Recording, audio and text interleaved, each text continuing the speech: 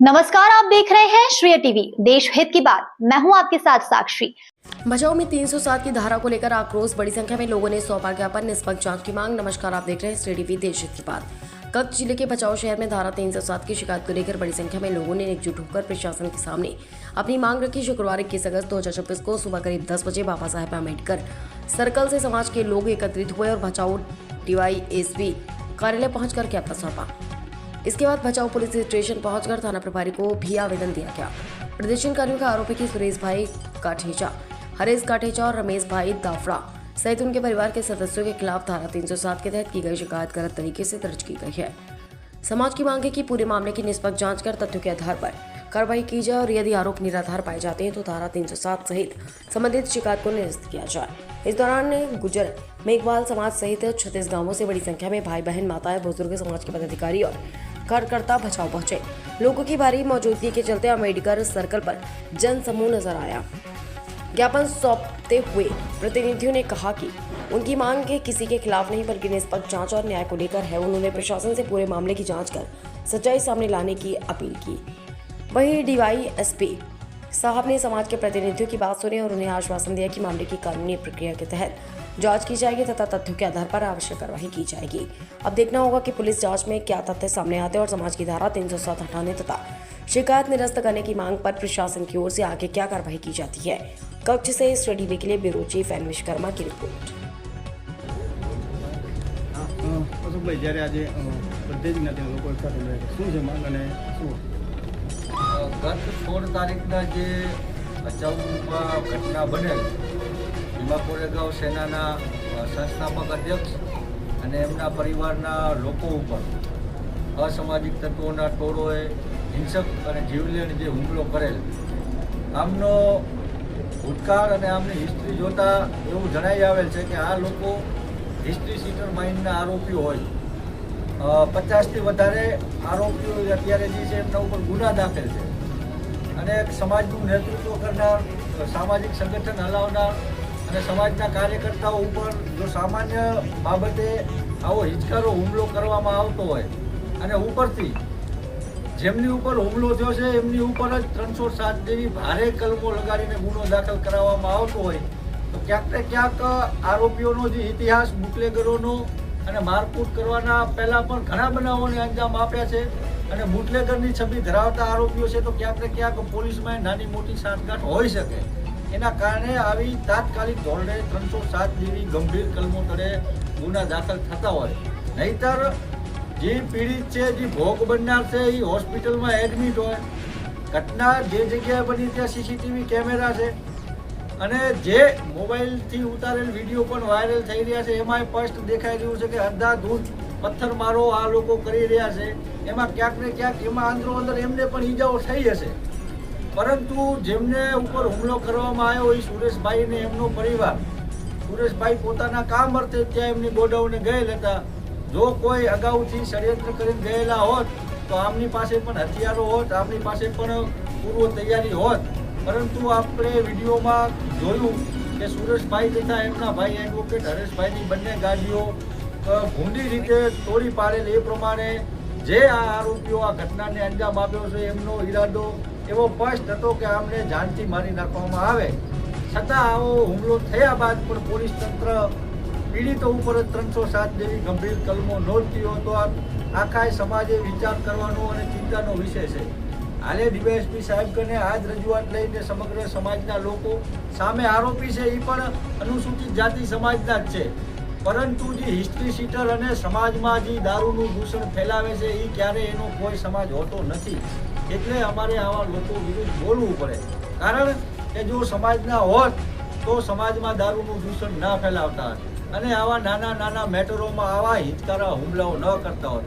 એ DYSP સાહેબ કને પણ એટલી જ રજૂઆત કરી છે કે ખોટી રીતના દાખલ કરાયેલી આવી ગંભીર કલમો તાત્કાલિક ધોરણે આપની તપાસ તેજ કરીને હટાડવામાં આવે અને 50થી વધારે ગુના દાખલ થયા છે આવા હિસ્ટ્રી સીટર આરોપીઓ। મને તો એ સમજાતું નથી કે હજી ગામમાં ખુલ્લેઆમ કેમ ફરી રહ્યા હોય, કારણ કે સરકારના આરોપીઓ વિરુદ્ધ કેટલાય અભિયાન ચાલે છે ને એમાં જો 50 જેવા ગુનાઓ દાખલ હોય એ બાકાત રહી જતા હોય તો ક્યાંક ને ક્યાંક આમાં સ્થાનિક પ્રશાસનની સાંઠગાંઠ હોય એવું સ્પષ્ટપણે દેખાય છે. જો આવું ન હોય તો આમના ઉપર ગંભીર રીતે આમના ઉપર એવી ધાક બેસાડતી કાર્યવાહી કરવામાં આવે એવી અપેક્ષા રાખી અને આજે ડીવાયએસપી સાહેબને રજૂઆત કરી છે. ડીવાયએસપી સાહેબશ્રીએ પણ પોઝિટિવ અભિપ્રાય આપી અને જેમ બને એમ વધારે તપાસ પૂર્ણ કરીને સાચી દિશામાં કાર્યવાહી કરવાનું અત્યારે આશ્વાસન આપ્યું છે.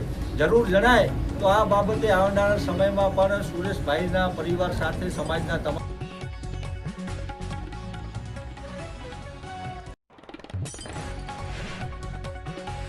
શું દિનેશભાઈ આખો બનાવ અને શું છે માંગ સમાજની? 16 તારીખના રાત્રે 11 વાગે જે રમેશભાઈ આપણા સુરેશભાઈ ખાંડેજા હરેશભાઈ ખાંડેજા ઉપર અચાનક દિવસે હુમલો કરવામાં આવ્યો પહેલાં. તો હુમલો પણ કરવામાં આવ્યો હાલ રમેશભાઈ સ્ટડી વસ્તુ એમાં સારવા માટે છે. હુમલો થઈ ગયો છે તો આટલી બધી એને ગંભીર ઇજાઓ છે. તમે વિડીયો પણ એક વાયરલ થયો છે રમેશભાઈનો, તમે જોઈ શકો છો કે એની કેટલી ઇજા છે, કેટલી જીવ માનવત બચેલ હશે.